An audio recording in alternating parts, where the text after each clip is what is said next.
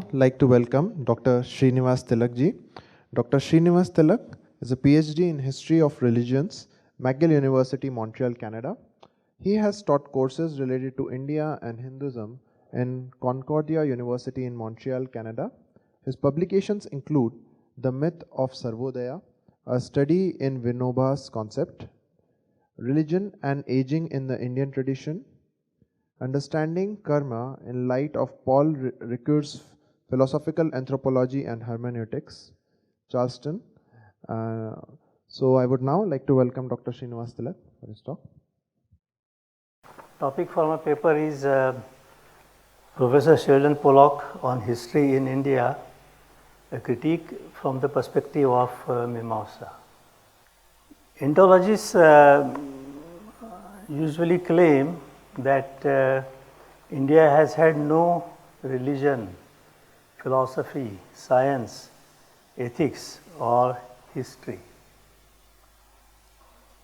I think Swadeshi Indology, our response to this claim should be that India has always had Dharma, Darshana, Shastra, Niti and Itihasa. And each of these 5 categories are more encompassing and comprehensive than the corresponding category listed by Indologists. This is the basic idea. And then Professor Pollock, he concentrates on that history category, and he, two or three of his many influential articles, he says that ancient India has had no history, that there was what he accepts itihāsa in ancient times, but later on Mimamsa thinkers and scholars suppressed it for their own reasons in their debates and discussions with Buddhists. In order to protect Vedic position, they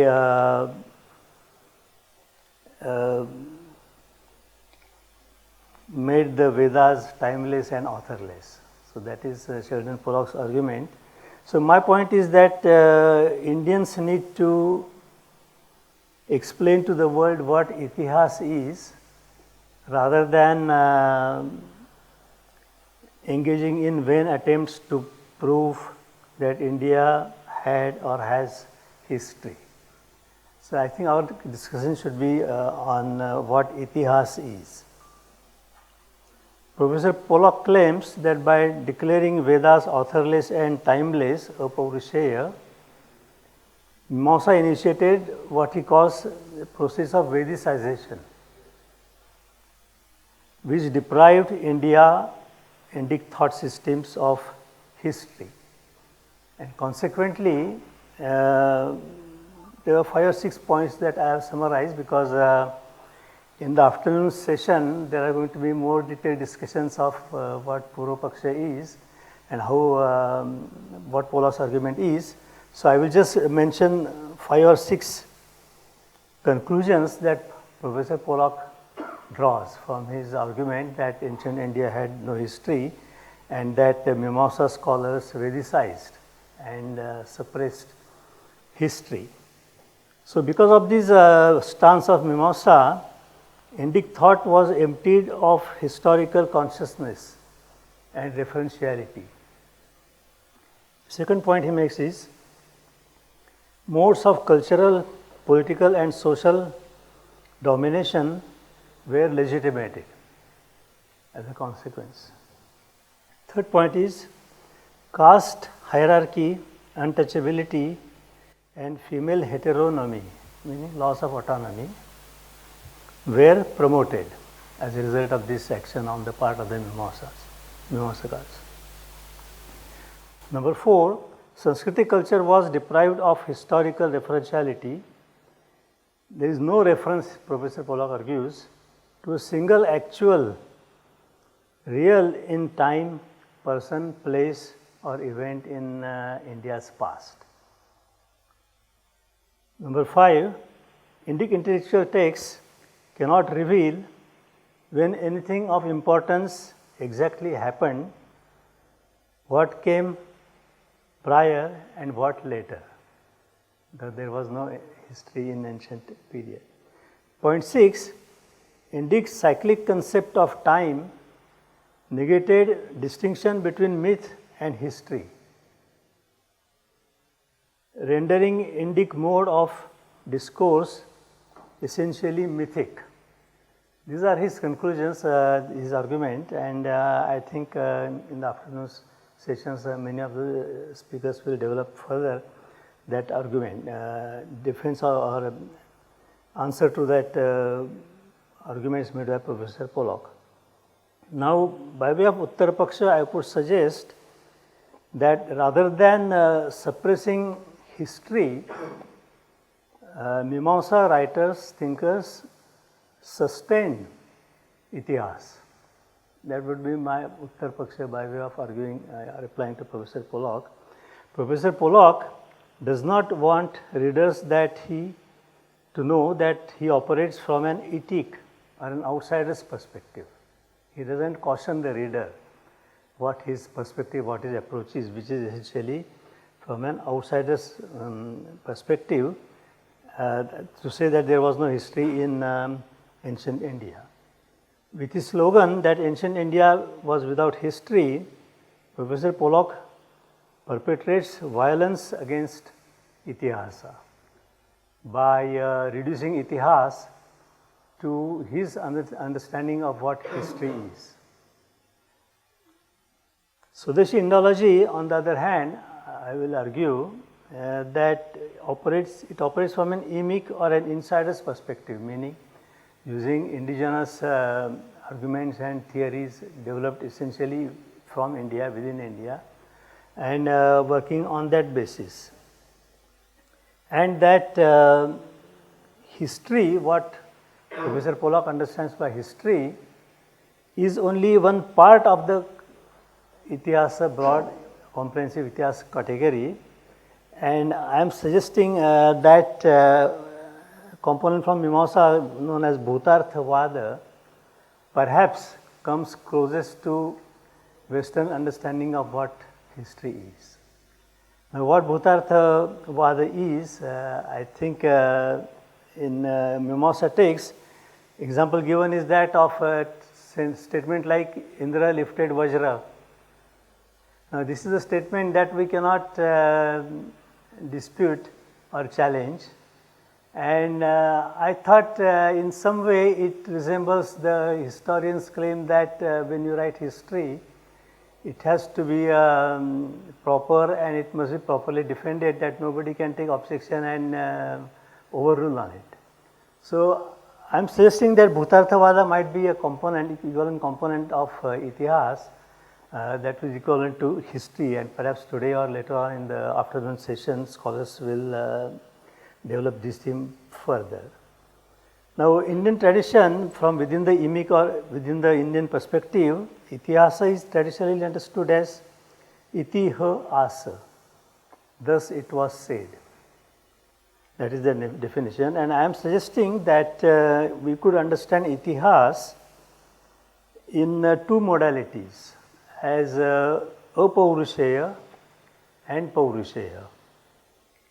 And these two modalities respectively correspond to cyclical and linear modality. That way we might get away with Pollock's objection that there is no distinction between history and myth, because myth is cyclic and history is linear and so on. So, that is my suggestion that itihāsa may be understood as apaurushaya and paurushaya.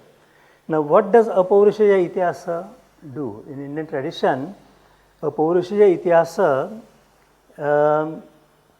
discusses, for example, Yaska's Aitihasic school of interpretation, Aitihasic school, and there Yaska suggests that the role of what I am calling apaurushaya itihāsa is to connect a given Rigvedic mantra with its devata. Each mantra comes with a devata, and providing further explanation of to that mantra and what is the relation of that devata with that mantra is part of itihāsa. Second, explain some of the obscure Samvada Suktas in Rigveda.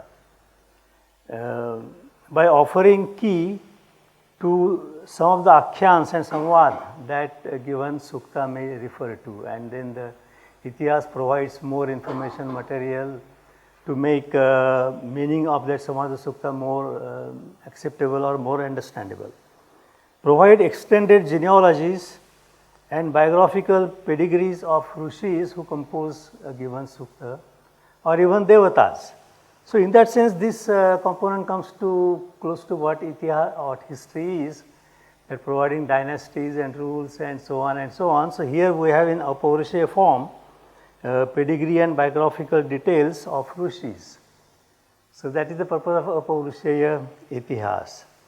And then mediate between what yesterday's discussion we had, Paramarthika dimension and Vyavahara. That Professor Pollock says that Vedas have only Paramarthik dimension, there is no Vyavahara or Lokika dimension.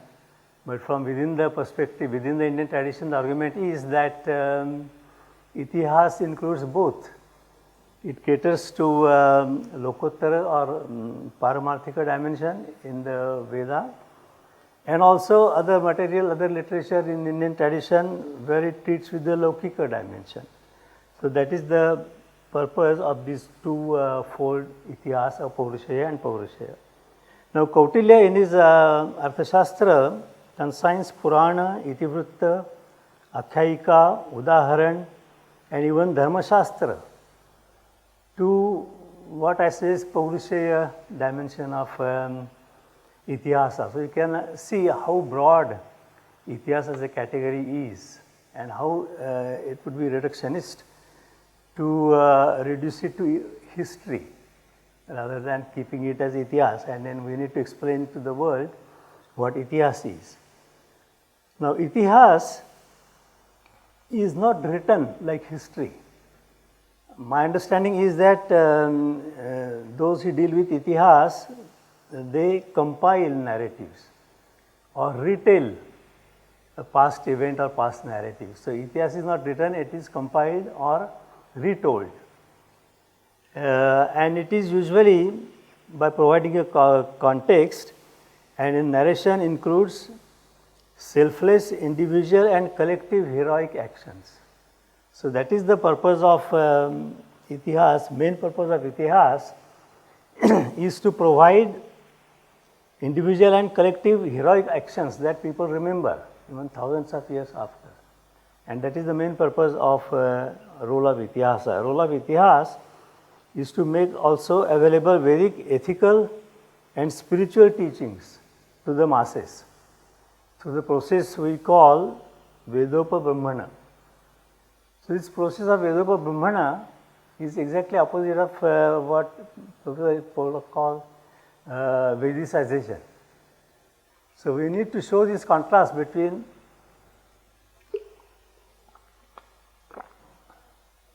Professor Pollock's understanding of Vedicization and from within the tradition emic perspective, Vedopa Brahmana, Itihasa Puranabhyam Vedartham Sam Upabrahmayet. That is the teaching that using Itihas and Puran, Veda, meaning of Veda, spiritual and ethical teachings, they should be made available to succeeding generations.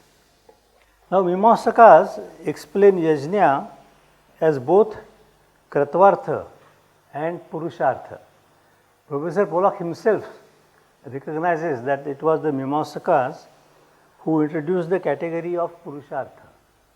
Now, he doesn't provide the reference for this, and I would like to know from Mimamsa scholars if there is any direct such reference where the category of Purushartha is recognized, and then purpose of Mimamsa is to show that there is connection between Kratvartha or Yajna as it is explained in the Vedic text and Purushartha, that every individual, every human, every Indian is supposed to undertake and fulfill. So Mimamsa hermeneutics extended role of itihas through what may be understood as Arthavad. Now traditionally Arthavad is explained as simple glorification, but I think it is more than glorification. It also includes making available more information about a given sukta or richa so that it can be understandable. So this extension of meaning is provided through Arthavada, and Arthavada itself is made up of three categories: Anuvada, Gunavada and Bhutarthavada. Now Anuvad is, the traditional explanation is Anuvad is something like example of fire burns. So that we already know experientially fire burns, but it is reiterated and that is known as Anuvada. So reiterating a given Vedic statement in part is called Anuvada. Second part is Gunavada, meaning enhancing the quality and meaning of that given sukta. For instance, using a metaphor, I suggest that comparing it with something else and metaphorically, then you make it more understandable. And then Bhutarthavada I discussed before, using a statement that cannot be disputed. So these are the three categories that Mimamsakas use and which those who compile Itihasa may use in their preparation, compilation of Itihasa texts. Now I suggest that how Mimamsa principles of hermeneutics were used by various scholars in Indian history, and by way of illustration I think I will take the example of Nilakantha Chaturdhara, a 17th century scholar who lived in Varanasi and who was a scholar of Vedanta also, and Mimamsa and other darshanas. He also wrote only surviving commentary on the Mahabharata, Bhavartha Deepika, which is also very influential.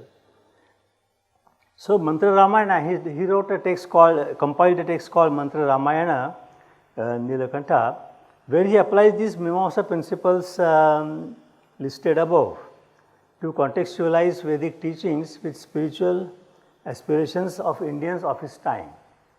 So he used Mimamsa categories to bring Vedic teachings from the ancient times to people of his own time by using Itihasa and also Mimamsa categories.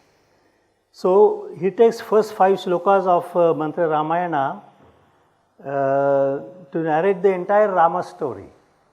Nilakantha takes first 5 shlokas from Rigveda 1090, Mandala 10, Sukta 90, first 5 suktas, he takes them and he explains the whole Ramakatha using these 5 Vedic mantras.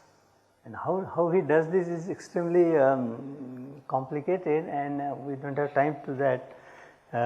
But one example, for instance, this sukta says, refers to a Rishi whose name is Vamra, and Nilakantha explains, identifies this Vamra Rishi with Valmiki. And then in the next 4 sutras, he develops the basic Rama story of that Valmiki provides us. So using these first 5 shlokas, Nilakantha is able to retell Vedic roots or origins of Ramayana. That his purpose is to demonstrate how Ramayana, the story of Ram, is rooted in the Veda. And this may help us defend our tradition against Pollock's objection that Veda has only a Paramathika dimension, there is no Vyavahara dimension, meaning everyday life and purusharthas, and how it is possible that Vedic mantras could be providing us guidelines to purushartha, Dharma, Artha, Kama and Moksha, which are the purposes or the duties of every Hindu, every Indian person. So using Vedopa Brahmana, Nilakantha explained that Vedic worldview is open and flexible, not closed and fixed as proclaimed by Professor Pollock in his Vedicization theory, using this Vedopa Brahmana process. So by way of conclusion, I will suggest that Itihas inculcates awareness of the Vedic roots of Indic cultural, social and spiritual world, Veda Mulakatvam, among Indians. That Itihas nursed the Veda Mula to Veda Vriksha like a Kalpa Vriksha, laden with fruits of Dharma, Artha, Kama and Moksha, purusharthas. And that Valmiki initiated Itihas Sankalan, which process Nilakantha and others have continued using hermeneutical principles developed in the tradition of Mimamsa. So that I think we can use against Professor Pollock, that Veda has no relevance, Veda has no history, Veda has no Vyavahara material dimension, and that Veda is closed, that there is no continuity. But we can see the example of Nilakantha and other scholars even today, that it is possible to reconnect with Veda and make their teachings available to everyday Indians even for today. And I think I will stop at this and let us have the questions and comments. Can you, so as someone who's sort of had a career in the Western academia, yes, can you throw light on the fundamentally political nature of history compared to the, let's say, foundationally apolitical nature of Itihasa? Can you comment on it? I think, as we said, Itihasa is a broader inclusive category, and it definitely includes what we may understand as a political dimension in the form of, say, Rajaniti, that ethical teaching, so political process informed by and tempered by, conditioned by Niti. Rajaniti. I think there was a discussion yesterday, Prabhutva, Raja, using politics as power, and politics tempered by Niti or ethics. And I think there are instances of Indian rulers, kings, they were taught select portions from the Ramayana and Mahabharata to motivate them to defend Dharma. So that is where I think the political element comes, and it is integral to Itihas. It is there, but it is not separated from the Paramartha and ethical moral dimension. So what I want, sheer force of power. No, what I want you to your opinion on the fundamental political nature of Western history writing. Is it true or not? So what is the Niti in Western history writing is what I want to know. I want to flip the question around. I think that is beyond the present today's paper, and perhaps we can discuss it later on. So I found your presentation very interesting. Now, in your presentation, you talk about something called as apaurushaya itihāsa and paurushaya itihāsa. Now, from my understanding, there is an objection on the apaurushayatva of the Vedas based that they have human authors. And the answer given over there that they are generally posts of certain people and they are not particular names. So, what you have introduced as Paurushaya Itihasa, doesn't this go against the answer given to the objector, and does it not reinforce the objector's view? No, because when we say Paurushaya, it means based on Purusha, and Purusha, whether man or woman, is an inclusive term, Artha. That what is the purpose of Purusha? There are four: Dharma, Artha, Kama and Moksha. And the purpose of, say, performing a yajna is to make Dharma manifest. And through Dharma, then we learn about Artha and Kama and Moksha. So, I think there is an inherent connection between Mimamsa, the Vedic tradition, that when you perform yajna, you also give manifestation to Dharma which remains unmanifest. But through the process of yajna, it becomes manifest. It's called Dharma Abhivakti. So, in short, your answer is that it is mostly the recontextualization of the eternal Vedic truths with the application of Mimamsa Yes. onto a particular place. Yes. So- Recontextualization or extension, expansion So- of meaning that is preserved and recorded in root or seed form in Vedic texts. Okay, okay. So that means Expand them.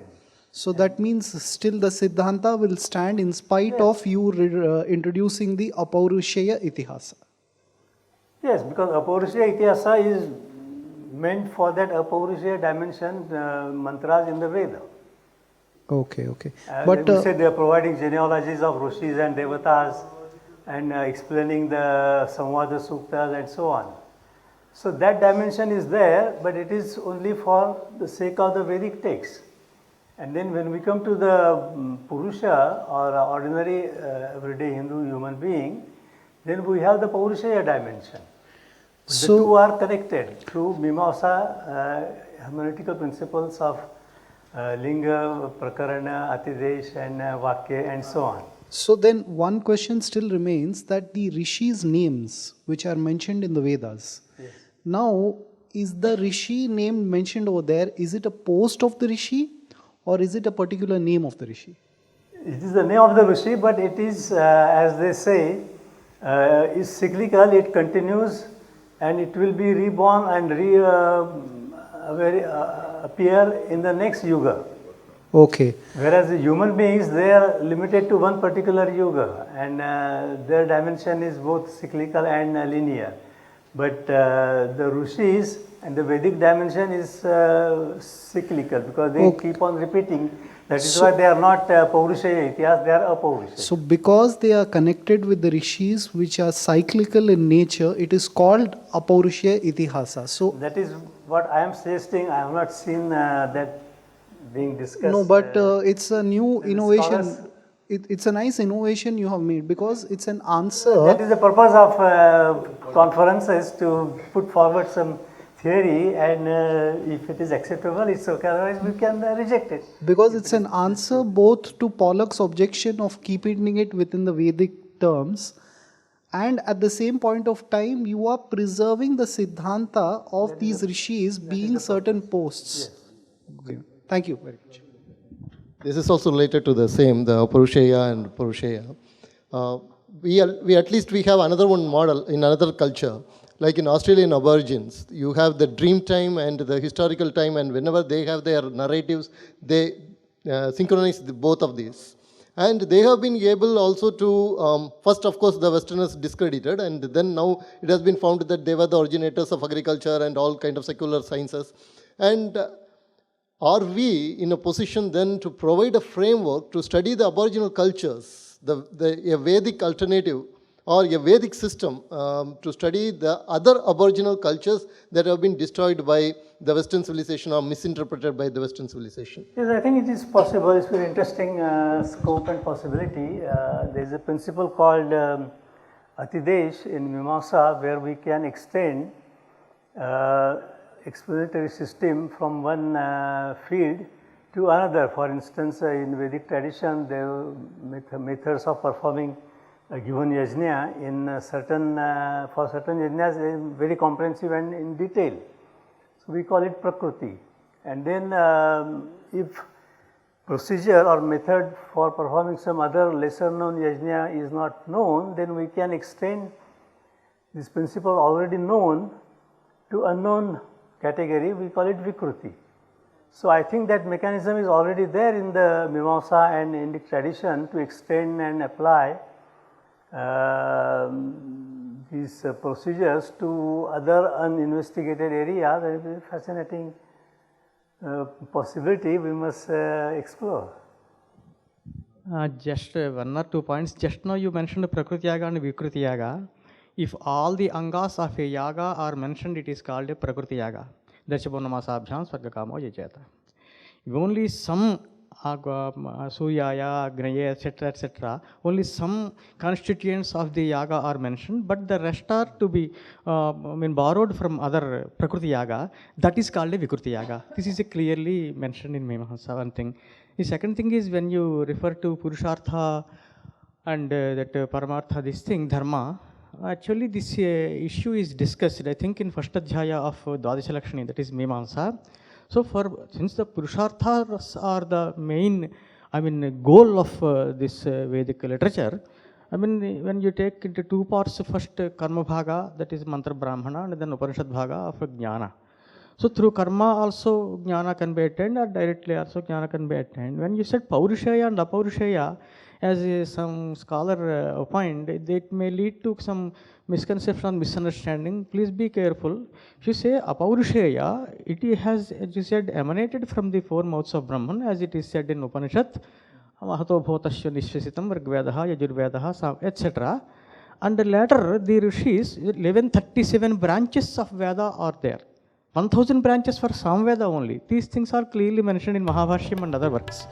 So when the mantra Shabda is Nitya, when you pronounce a Shabda, that will be there. That's why you can hear news from America, etc. also. If Shabda is Anitya, this would have not happened. So now the Vedas are there, but the Rishis like Vasishtha, Vasishtham Sama, they say. But Drishtam Sama is Panini Sutram. Drishtam means actually all the Indriyas can do all the things according to Vedic.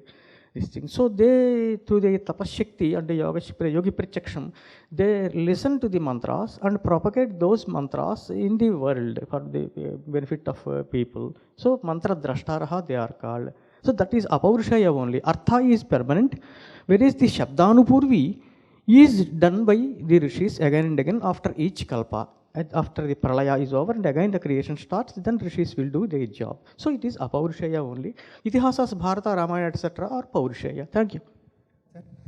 You brought about Pollock's approach as a epic and ours is emic, outsider's perspective and insider's perspective.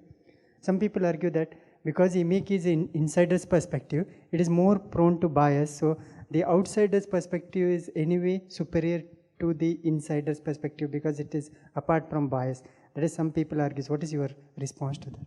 Thank you. Good question. What happens in practice is that these are two categories to start with, insider and outsider. Now, when we say insider and outsider, the reference is to an attitude of mind or approach, not physical. For instance, Professor Elstier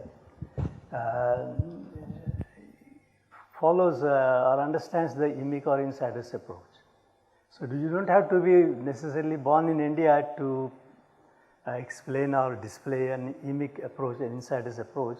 And many Indians, they may be born in India, but they may not be familiar with what the traditional approach is. So these are flexible categories, they are not rigid. And in practice, we should always welcome whatever is available from other sources.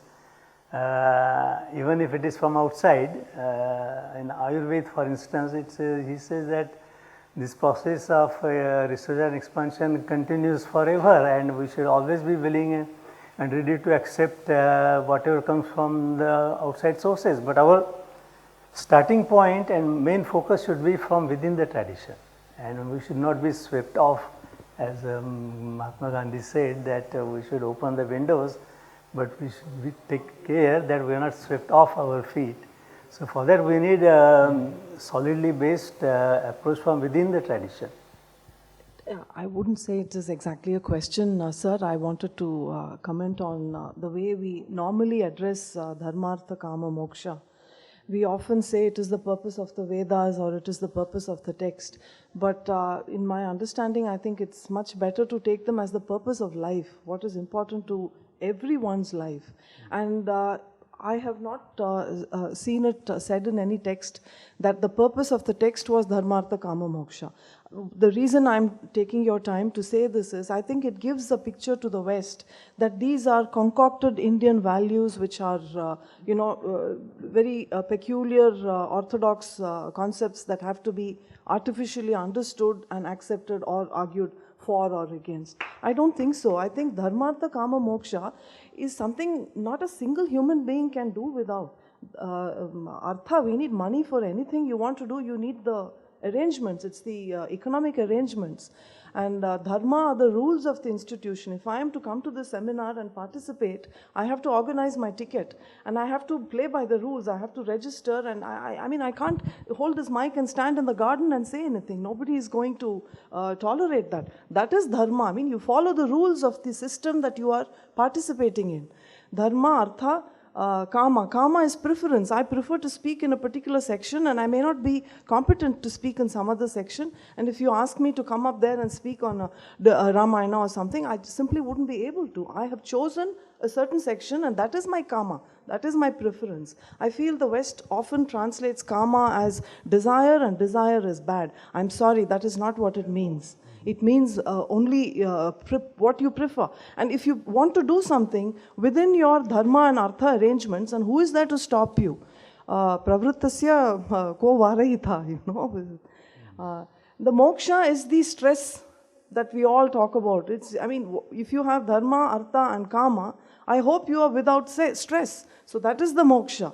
And when we take these concepts to a higher level, I mean, I teach youngsters, I teach them about their school admissions and college admissions and their parents paying their fees, and then they're choosing the course and not being forced into a course they don't want to do. And Dharma, Artha, Kama is satisfied. And then sometimes they are upset, they're depressed, they feel hassled, they feel a teacher hates them and they feel persecuted. So you feel free. So that is moksha. And when we get older and we address more serious issues in life, they take on a different meaning. And I tell my students, the Veda is not going to tell you to choose the subject, whether you want to study history or statistics. It's not going to tell you, have your lunch when you're hungry. It's not going to tell you these things. So our philosophy will tell you what we cannot answer ourselves.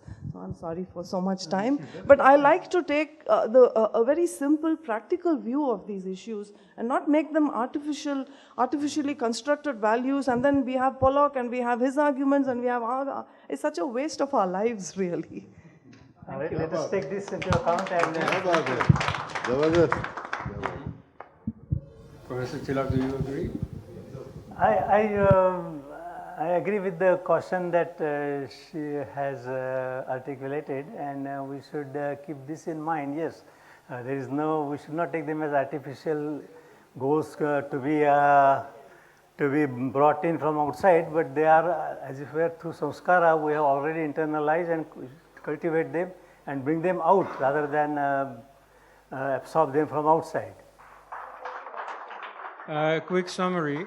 So we heard, a very insider analysis of the terminology relating to itihāsa and partly correcting the outsider views of Sheldon Pollock. Though I must say that you are too modest as insiders. You see, India is bad at history and so on, they all say that. And, in terms of chronology, it's a bit poor. In Chinese history, from about 800 before Christ, every major event is known to the day.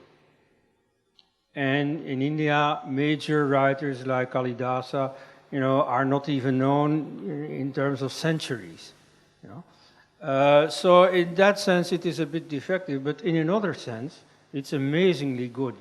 You see, the Puranic king lists, they are a very important source of information.